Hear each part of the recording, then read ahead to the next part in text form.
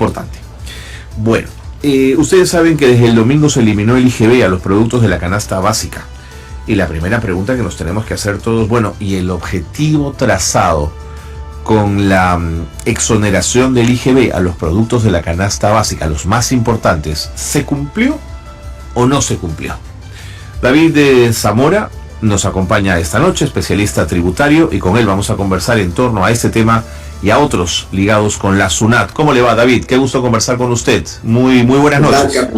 Hola, Carlos, ¿cómo estás? Buenas noches. Un saludo muy afectuoso a todos los oyentes de Radio Nacional y a los que nos están siguiendo por la plataforma digital. Muchísimas gracias. Señor Zamora, yo creo que es pronto todavía para poder medir los impactos que ha tenido la eliminación del IGB en algunos productos. Sin embargo, algunas observaciones empíricas de aproximación, idas al mercado y tal, a mí me dan la sensación que no ha habido impacto en el descenso de los precios. ¿Qué piensa usted, señor Zamora? Bueno, esto sí efectivamente ya se había pronosticado desde un comienzo cuando se presentaron los proyectos de ley y se publicó la ley misma, ¿no? Porque tengamos en cuenta que actualmente la economía a nivel mundial viene sufriendo un impacto a raíz del conflicto armado entre Rusia y Ucrania, que ha generado que se incrementen los precios de manera generalizada. Esto trae como consecuencia los costos de producción de muchos bienes, no solamente los que conforman la canasta básica familiar, también se vayan incrementando. Claro. Y naturalmente, en una economía abierta al mercado, estos costos terminan impactando finalmente en el precio final. Creo que esa sería una de las principales razones por la que no se va a ver inmediatamente una reducción en los precios finales debido a estas razones. Otro de los motivos que también se toman en cuenta para explicar por qué los precios no bajan es el hecho de que hay mucho mercado informal en esto. Hay mucha gente que vende sin comprobantes de pago, no declara sus impuestos a la administración tributaria, y evidentemente ellos no pagan IGB y por ende tienen la posibilidad, de alguna manera, informalmente hablando, de poder cobrar el precio que quieran. No necesitan reducir el precio, ya que finalmente ellos no tienen una obligación tributaria. En todo caso, ese precio será modulando por la ley de la oferta y la demanda. Y finalmente, otra de las razones por las cuales este efecto no se va a ver notoriamente en los precios finales es porque la exoneración a la canasta básica familiar ha sido mal diseñada desde mi punto de vista. ¿Por qué? Y voy a tratar de explicarme de manera simple para que nos entiendan los oyentes. El IGB es un impuesto que busca gravar al consumidor final, es decir, es un impuesto que grava el consumo como un hecho económico que justifica el cobro de este impuesto. En otros países se llama IVA. ¿Por qué? Porque utiliza la técnica del valor agregado. ¿Qué significa esto, no? El IGB no se le cobra directamente al consumidor, porque ellos no declaran cuánto han consumido y pagan ese impuesto, sino que se ha diseñado, y eso pasa en muchos países, que este impuesto se calcule y lo liquide de manera indirecta. ¿En quién? En cabeza del empresario. Primera premisa, ese IGB no le corresponde pagar al empresario, sino tiene que irlo trasladando hasta que llegue al consumidor final. Pero ¿qué pasa? En la ley, en la norma peruana, cuando un empresario compra insumos o contrata servicios para poderlos destinar a la producción de los bienes que vende, paga un IGB. Y ese IGB normalmente se utiliza como crédito fiscal contra el IGB de las ventas. ¿Qué pasa cuando se exonera un producto del IGB? Este IGB de las compras, es decir, cuando se exoneran las ventas, el IGB de las compras que paga el empresario no se puede utilizar como crédito fiscal. ¿Por qué? Porque no está destinado a una operación grabada y se rompería el esquema del valor agregado y la fijación que haya en el impuesto. ¿Qué ha pasado? El reglamento que se ha publicado el sábado ha establecido cuáles son los insumos que va a adquirir el empresario que sí van a tener o sí se van a considerar como crédito fiscal para efectos de las ventas de los bienes de la canasta básica familiar. Pero no son todos los insumos o todos los productos o todos los servicios. Entonces va a haber una parte importante también de estas que realiza el empresario que no las va a poder tomar como crédito fiscal, no las va a recuperar. ¿Y a dónde va a ir? A su costo.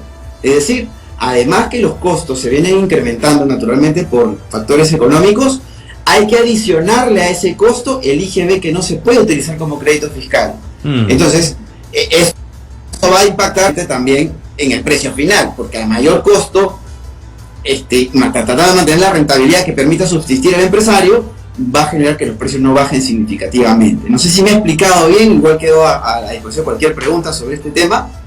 Por supuesto, señor Zamora, y si me permite, pongo un elemento más sobre la mesa para su consideración, y es, si yo soy empresario y he estado vendiendo a un precio que ya tenía el IGB incorporado, y ahora eso que vendo ya no tiene que pagar IGB, me la pienso dos veces antes de retirar rápidamente el precio final, porque como ya se acostumbró mi consumidor a ese precio, de pronto me quedo con el diferencial. Me parece que es un razonamiento, digamos, muy poco social, pero muy económico al mismo tiempo. Sí, por supuesto, lo que tú señalas es que cuando uno anuncia que va a reducir la tasa de los impuestos, pensando en que esto va a generar una reducción de los precios, considerando que en la economía mundial y la que tenemos actualmente en el Perú, los precios lo determina la ley de la oferta y la demanda. No, o sea, vamos a ver si que hay una reducción a lo mejor en los centros comerciales, en los supermercados, pero digamos esto ataca a un sector de la población y no comprende a los sectores más vulnerables, quienes compran en mercados informales o le compran a contribuyentes que están en el RUS.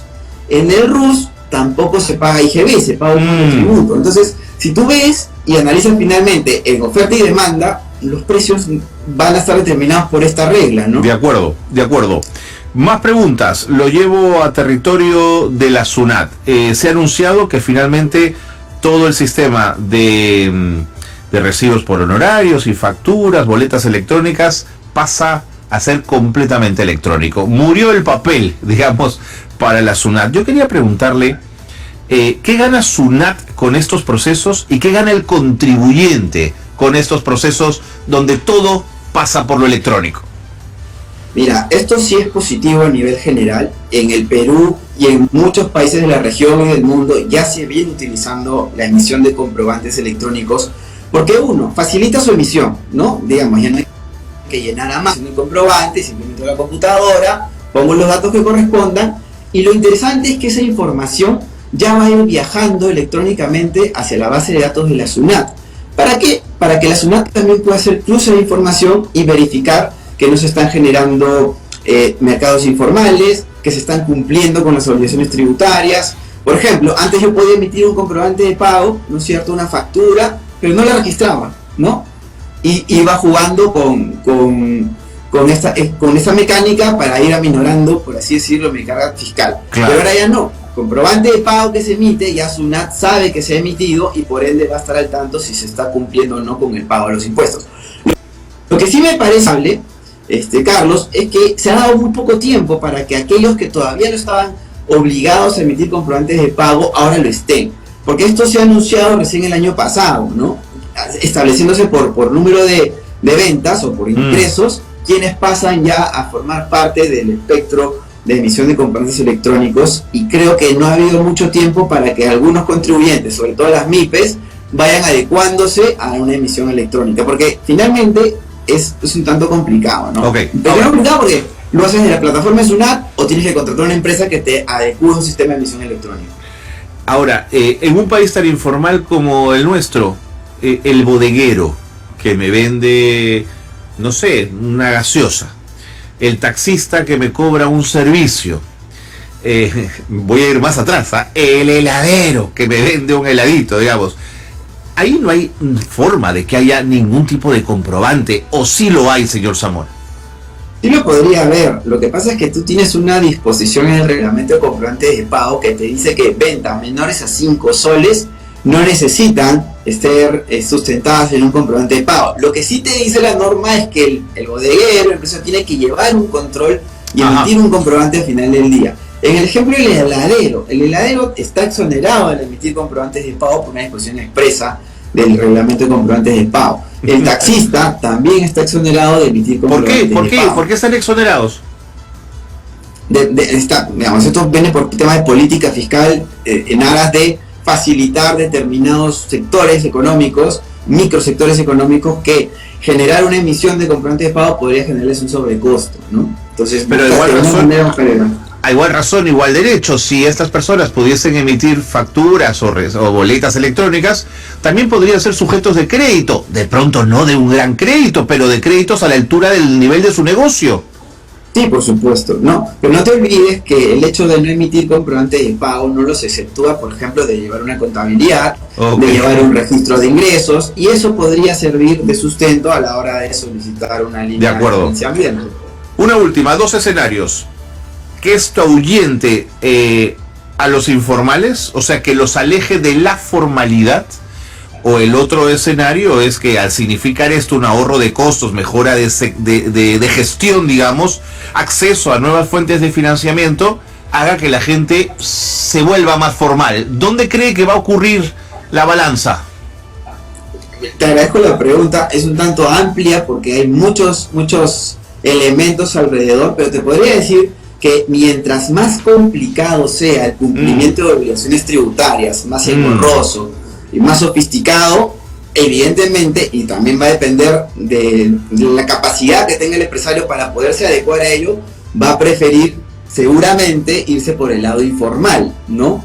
Claro. Y te comentaba esto también porque, bueno, en mi opinión, hay muchos factores alrededor también de por qué uno va por el lado informal, pues porque lamentablemente hemos visto a lo largo de los años que los impuestos que se recaudan no se administran adecuadamente y el contribuyente no ha dado de alguna manera palpable que su esfuerzo por pagar impuestos se vea reflejado en los servicios que nos brinda el Estado, ¿no? Entonces ahí se puede mejorar, o sea, creo que hay que trabajar en un tema de cultura tributaria, desde los más niños explicarles qué cosas son los impuestos, aunque no lo creas, para que vayan generándose una conciencia, ¿no? En otros países un tanto más desarrollados, la gente no se complica tanto por pagar impuestos, bueno, impuestos, pero al menos los pagan y sí pues tienen una educación de alto nivel, servicios de salud. Por supuesto. Bueno, pero es otra discusión, señor Zamora, y yo le propongo en otro momento hablar de ello, largo y tendido, aquí en Nacional, si usted me lo permite. Muchísimas gracias por la claridad además con la que nos ha explicado estos temas. Muchísimas gracias a ti, Carlos. Muy buenas noches.